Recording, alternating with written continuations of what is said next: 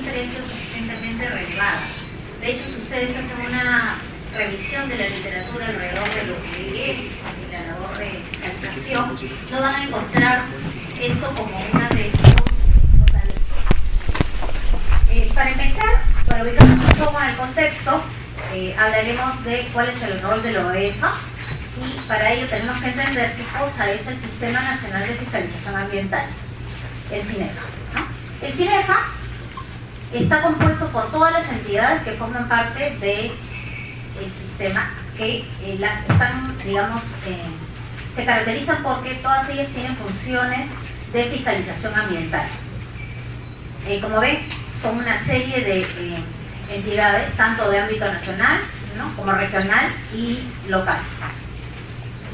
Adicionalmente, tenemos a la propia OEFA como responsable de la supervisión en los temas que le han sido transferidos: minería, hidrocarburos, gas, electricidad, pesquería e industria. Todos ellos forman parte del sistema.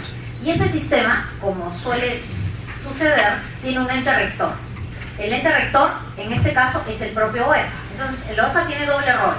Uno, es el responsable de la supervisión en las diferentes actividades que le son transferidas paulatinamente. Como ven, ahí vemos aquellas actividades en las cuales somos directamente responsables, pero a la vez somos ente rector del sistema. ¿Qué quiere decir? Que nosotros somos responsables que cada una de las entidades con funciones de fiscalización ambiental hagan su tarea de fiscalización, ¿no? ¿Cuál es la tarea de fiscalización? En principio, hacer que los administrados cumplan con sus obligaciones ambientales. En lo que se refiere ya concretamente a la labor de supervisión, es bueno ubicarnos en qué cosa es lo que explica y justifica la necesidad de que la autoridad se aboque a esta función de verificación del cumplimiento de la normativa.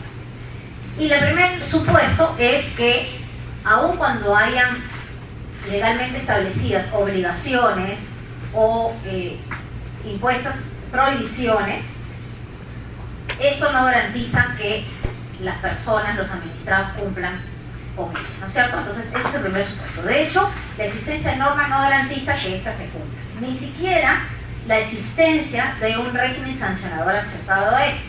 Como ustedes saben, en el mundo jurídico, las diferentes obligaciones o prohibiciones, dependiendo de su importancia, del interés público que hay detrás, o el bien jurídico que protegen, a veces nacen con estos regímenes sancionadores. ¿Por qué? Porque al Estado le interesa que estas normas efectivamente se cumplan. Ahora, el hecho de que existan estos regímenes sancionadores tampoco garantiza el cumplimiento de la norma, ¿no es cierto? Entonces, frente a esa realidad, lo que realizamos precisamente es esta función de verificación del cumplimiento de la norma, ¿no? Entonces, adicionalmente, es importante tener en cuenta que la supervisión tiene fundamentalmente 4 funciones que deberíamos de asociarlas siempre en el ejercicio de la función de supervisión. Una es la preventiva. Definitivamente la prevención está asociada a la presencia de una autoridad que se haga notar, ¿no? Que el ciudadano sienta que va a ser eficaz en la promoción del cumplimiento de la norma, ¿no? Nosotros sabemos que si vemos un policía en una esquina, difícilmente nos vamos a animar a incurrir una infracción de tránsito, ¿no? De eso se trata, la presencia de la autoridad, o digamos para los peruanos el tema de la SUNAT, ¿no? Y la entidad está tan empoderada en su función, no tanto de castigo, sino de supervisión, que eso por sí solo nos inhibe en cumplir. Ahora, en lo que se refiere al tema ambiental, la prevención también la vamos a fomentar a partir de lo que denominamos una supervisión con enfoque de prevención o de riesgo, ¿no? ¿Qué significa eso? Cuando nosotros supervisemos alguna unidad fiscalizable en la actividad que fuera, lo que vamos a hacer es concentrarnos en los componentes de mayor impacto, porque si estos fallan es cuando efectivamente podría generarse un significativo daño al ambiente. Entonces, si dejamos de lado esas obligaciones que no son demasiado trascendentes y utilizamos otros mecanismos, incluso la corrección de la conducta, y nos enfocamos más bien en verificar que funcione adecuadamente aquel componente de mayor riesgo, estamos contribuyendo con la prevención a partir de la supervisión, ¿no es cierto? Incluso aquí el espacio va a ser muy claro respecto de los administrados, en el sentido de que ellos van a saber que ese no va a ser nuestro objetivo de supervisión. Acá no tiene sentido, digamos, sorprenderlos y llegar a la supervisión sin que ellos sepan qué es lo que vamos a supervisar, porque de lo que se trata es que ellos sepan qué cosa es lo que vamos a ir a ver, porque la idea es que funcione todo adecuadamente, ¿no? El castigo siempre va a ser última ratio, no es nuestro interés detectar necesariamente una infracción que lo merezca, porque lo que queremos precisamente es prevenir, ¿no? Entonces este es el enfoque que va a tener la supervisión. Adicionalmente, la finalidad de la supervisión debe ser el restablecimiento oportuno de la legalidad. ¿Eso qué significa? Que el supervisor, que usualmente tiene un sesgo, ¿no?, de policía, mi mérito está en encontrarla a quien infringe, debe cambiar, ¿no? Es esa manera de pensar. ¿En qué sentido? De que él debe darse cuenta que el hecho de identificar un incumplimiento y dada la investidura que él tiene, le permite lograr lo que debería ser su mérito, que es corregir la conducta en ese momento si es que no es la adecuada, ¿no? Eso es lo que deberíamos de tratar de, digamos, de crear como valor dentro de la labor del supervisor. El supervisor definitivamente es importante que detecte incumplimientos, pero que se dé cuenta que si en sus manos está corregir, induzca precisamente a que la norma se cumpla en ese mismo momento.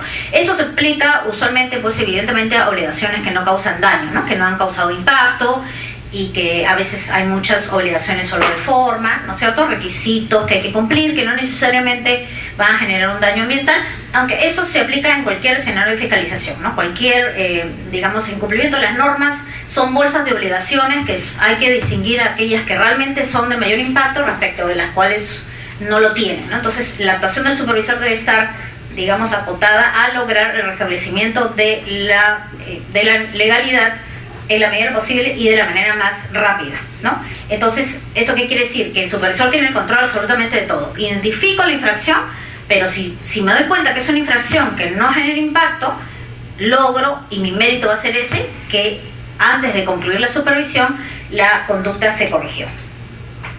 La tercera finalidad, que digamos ya es, como una externalidad positiva con relación al propio administrado, es el hecho de que en la supervisión bien hecha, y eso presupone que el supervisor conozca el negocio, definitivamente el supervisor, cuando se va a abocar a la fiscalización de algún tema en particular, tiene que conocer el negocio, ¿no? Si no lo conoce, va a ser no solamente ineficientes, hay recursos que asignan la autoridad, la propia empresa, y que no van a llegar a ningún lado, ¿no?, que no tienen un objetivo. Adicionalmente, puede descubrir en el proceso qué cosa es lo que el administrado podría corregir, ¿no? Entonces, esto es bien importante porque retroalimenta al propio administrado y lo ayuda a construir un mejor camino de cumplimiento de la ley para que no le corresponda la sanción. Para ponerles un ejemplo, en lo que es la función, por ejemplo, correctora, en el sector telecomunicaciones suelen haber obligaciones formales, como puede ser el hecho de tomar conocimiento de cuál es el procedimiento de reclamos. Cuando yo era gerente de fiscalización en Ocitel, los ingenieros y los abogados venían con sus actas diciéndome que el letrero, que debe estar a la vista, no estaba colocado donde debía, ¿no? Y recuerdo un caso particular en el que los descargos de la empresa, porque eso originó un procedimiento sancionador, era de indicar que en realidad el letrero no se había estado colocado, pero que la azafata era muy alta, ¿no?, con lo cual tapaba el letrero, ¿no? Entonces, en ese momento, pues nos dimos cuenta qué cosa es lo que estamos haciendo, ¿no? O sea, cuánto gasta el Estado en un procedimiento sancionador para castigar un tema de esa naturaleza, ¿no? En el OEF en particular son procedimientos que ya vienen de atrás. Justamente estábamos conversando sobre una sanción vinculada a la obligación de entrega de panetones, no se había cumplido con la entrega de panetones, entonces eso había originado un procedimiento sancionador y estábamos calculando la multa por la falta de entrega de panetones, ¿no? En ese caso, por ejemplo, es obvio que lo que se puede hacer es en ese momento decirle: oye, si tú te olvidaste de entregar panetones, hazlo de una vez antes que yo me retire de la unidad, si es que es la unidad minera, y con eso solucionamos el tema, ¿no? En el caso de los letreros en telecomunicaciones, ya los ingenieros mandamos a hacer letreros, ¿no?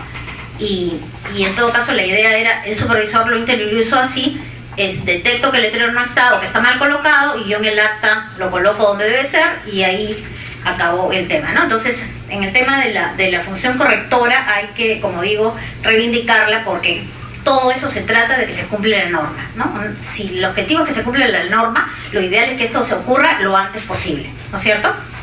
En el caso de oportunidades mejoras, igualmente, ¿no? En el sector también he trabajado en fiscalización en el tema financiero, en seguros en particular, ¿no? Ustedes en Perú sabemos que tenemos el tema del seguro del SOAT. Una vez que el SOAT es el seguro que se activa inmediatamente que ha producido un accidente, ¿no es cierto? Y obviamente, usualmente lo utilizan las personas que no tienen muchos recursos. Entonces, el tema es que presentados los papeles, la compañía de seguros tiene que hacer efectivo el seguro a los 10 días, ¿no? Supervisamos a todas las compañías de seguros y resultó que en varias de ellas el plazo no se cumplía. La entrega del reembolso era los 30 días, 40 días. ¿Qué es lo que ocurría? Que la solicitud para tramitar el reclamo, el seguro, no tenía una base de datos que haga el seguimiento de los plazos que dentro de las diferentes oficinas dentro de la compañía de seguros les tomaba el trámite. Algo tan simple como eso, ¿no? La solicitud ingresaba por meses partes, pero luego se manda a legal, a tesorería, a donde fuera, pero nadie contabilizaba los plazos que tomaba cada una de las actividades. Entonces, absurdamente, la compañía de seguros iba a ser merecedora de una sanción, pero por un tema que ella podía ajustar fácilmente. Eso lo detectó el supervisor y evidentemente la empresa, al conocer la razón del incumplimiento que el supervisor evidenció, corrigió su procedimiento, ¿no? Y el cuarto tema es la oportunidad de mejora de la regulación. Esto es muy importante y, como les digo, no suele ser parte de, digamos, el desarrollo ni teórico ni la aplicación práctica de la fiscalización, ¿no es cierto? La oportunidad de mejora es un tema inherente, como vamos a ver más adelante, en la tarea de fiscalización, porque si ustedes nos damos cuenta, el diseño de las políticas